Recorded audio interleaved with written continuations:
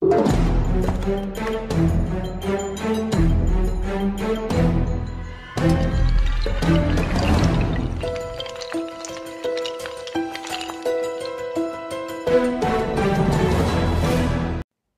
back to Bob's Magic Emporium. Next video, 365-day magic challenge. Teacher trick today is a really cool one, actually. I like this one.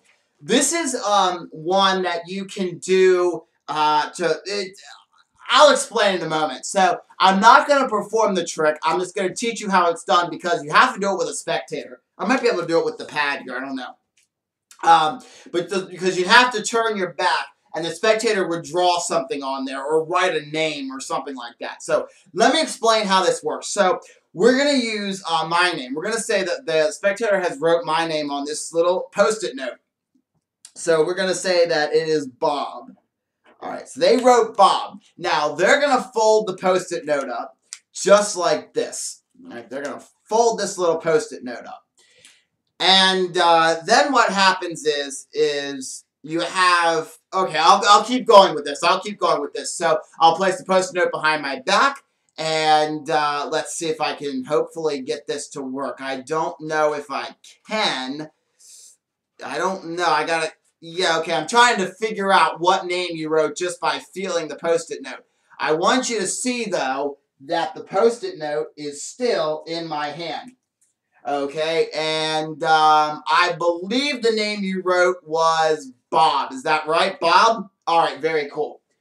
And I just messed that trick up entirely because something happened. I'll talk about what happened in a moment. So you need 2 Post-it notes for this. And what you're going to do is you're going to take the first Post-it note and you're going to fold it up just like this. You're going to take it and fold it in half. So fold it in half this way and then fold it in half this way. So you fold it in half and you make a little square. This goes in your back pocket.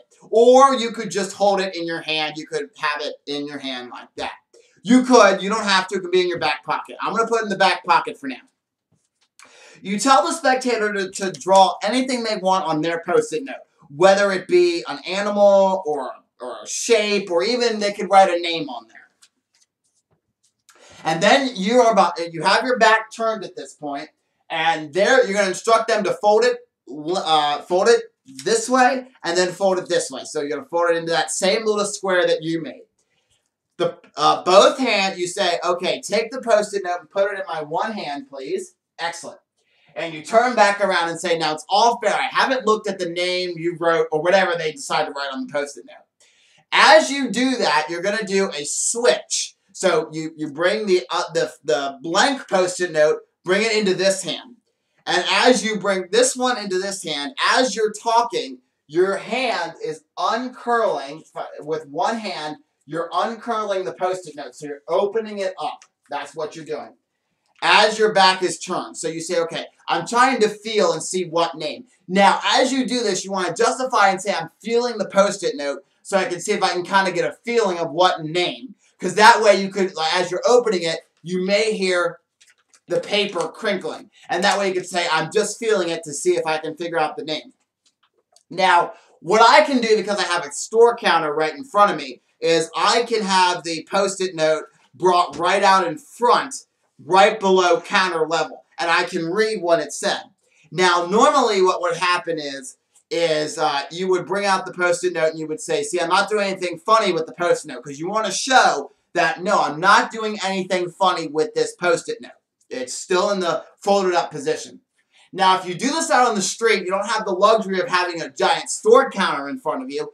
What I was trying to do that didn't work very well was take the Post-it note and basically stick it to this bookshelf.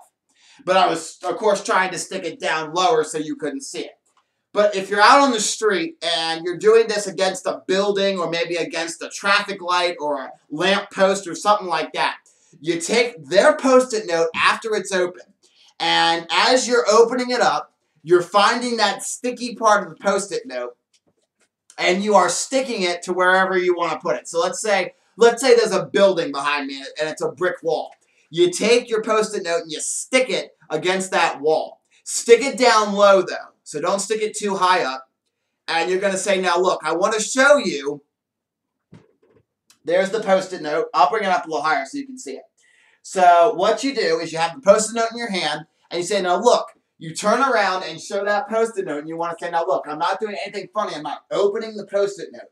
As you're doing that, because the Post-it note, their Post-it note is open and is attached to that building, as you turn around to show that their Post-it note is still in your hand, you are just reading whatever name they wrote on that Post-it note. So now, when you do this, you want to make sure that you don't move and turn like this because they'll be able to see it. So you want to make sure when you turn slightly, not moving too much, so that when you turn, they can't see that you've stuck their Post-it note to the wall.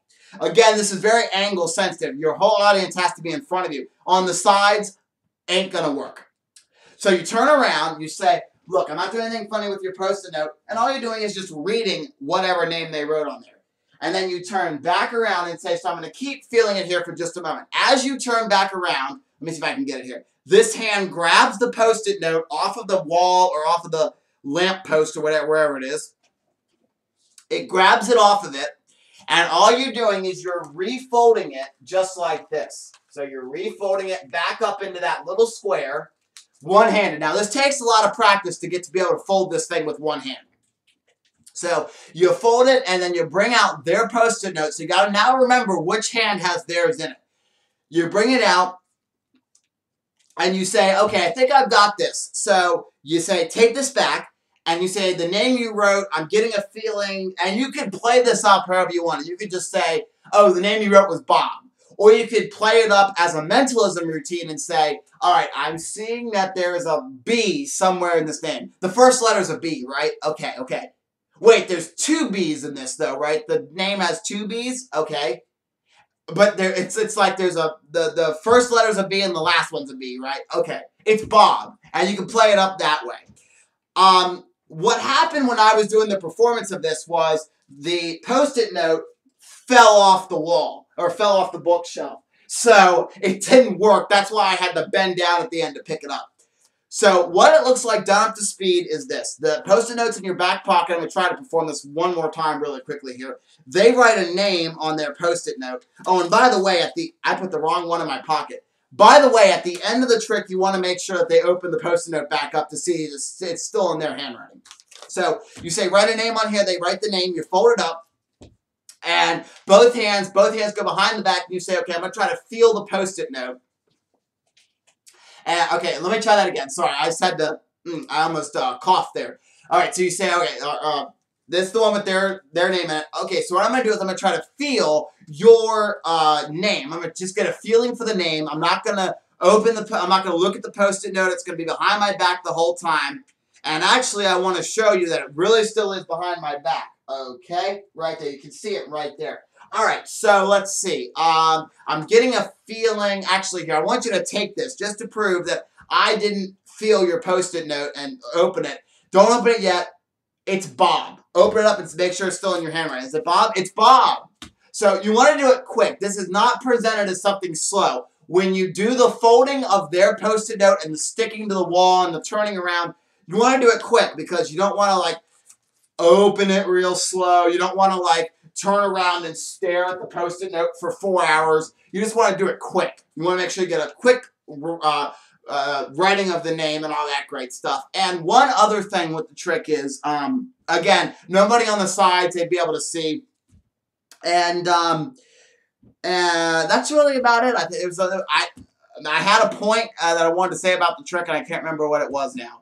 Oh, my goodness. Oh, the thing I would recommend, though, is don't do a name, because sometimes people have really bad handwriting, and if you can't read the name, it's not going to be good. So that's why normally when I present the trick, I usually say, oh, draw something. And then, you know, normally it could be up for debate, and you could, like, if they draw a kite, they could be like, it's a kite, or maybe it's a, so it could be up for, or you could say draw a simple shape. You could say something like that.